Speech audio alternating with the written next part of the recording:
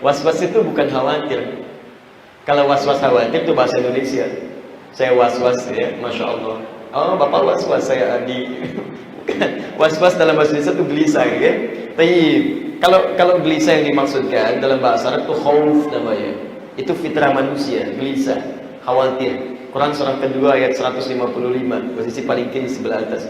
Wala nabluwannakum bisyai, kami akan uji setiap yang hidup dengan berbagai macam ujian. Minal khauf, pertama ada perasaan khawatir. Wajar khawatir. Yang tidak wajar itu terus menerus larut dalam kekhawatiran. Kalau khawatir itu normal. Ya, anak belum pulang, harusnya jam 10, jam 12 belum pulang, mesti khawatir. Kalau nggak khawatir aneh antum.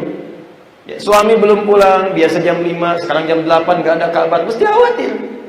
Ya, demikian seterusnya, mesti ada. Itu normal. Nggak khawatir, nggak wajar. Nabi aja pernah khawatir. Ya. Tapi yang disebut was-was itu bukan khawatir. Was-was itu arahan-arahan pada keburukan, tapi halus maksudnya. Bisikan halus yang tidak disadari. Asal katanya itu. Ya, bisikan halus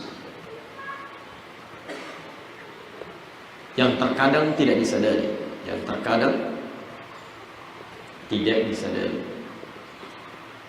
Tahu-tahu sudah berbuat salah aja gitu. Ya, saking cepat.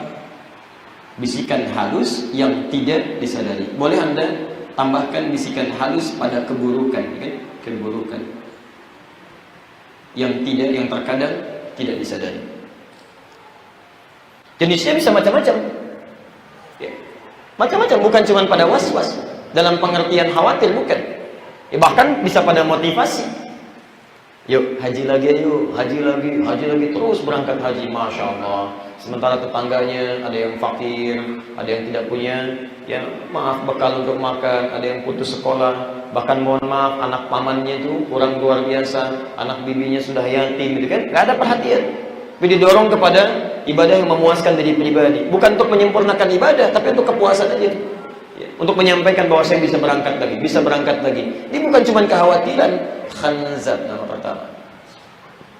Setan penggoda atau pemberi was-was dalam salat. Kadang dikenal pula dengan setan masjid. Jangan dikira di masjid gak ada setannya. Ada setannya. Nanti kita akan lihat tugasnya apa saja dia. Idza udzina, kalau adzan sudah dikumandangkan, fa farasy syaitan wa 'alaihi dharatun, maka setan akan pergi meninggalkan anak Adam sambil terkentut-kentut, terbirit-birit ya. Maksud terkentut-kentut itu gini maksudnya, saking bencinya dengan suara adzan, ya, dia sampai pengen tertutup telinganya itu. Ya, itu isyaratnya. Jadi begitu adzan selesai, dia balik lagi. Yang non-muslim bisa katakan, "Pak, sudah adzan." Tapi begitu selesai adzannya, balik lagi tuh. Yang muslimnya bisa jawab, "Tenang aja Pak, baru adzan, belum komat." Karena balik lagi itu. Itu khanzat tuh kerjaannya begitu. Wa idza uqimat, saat iqamah, dia pergi lagi. Nah, ini poinnya. Maka saat sholat akan mulai ditunaikan, saat mulai bertakbir ya.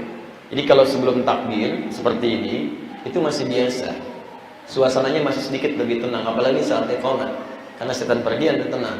Tapi begitu Anda bertakbir, Anda mengangkat tangan Anda, kemudian Anda mulai bertakbir, misalnya bersedekap, maka perhatikan, mohon maaf, fayaqulu udhkur kadza. Maka setan ini akan mulai berkata kepada Anda, ingat dia, ingat itu. Ini yang disebut dengan was-was. Bukan cuma khawatir, tapi masuk ingatan-ingatan yang tidak ingin Anda ingat.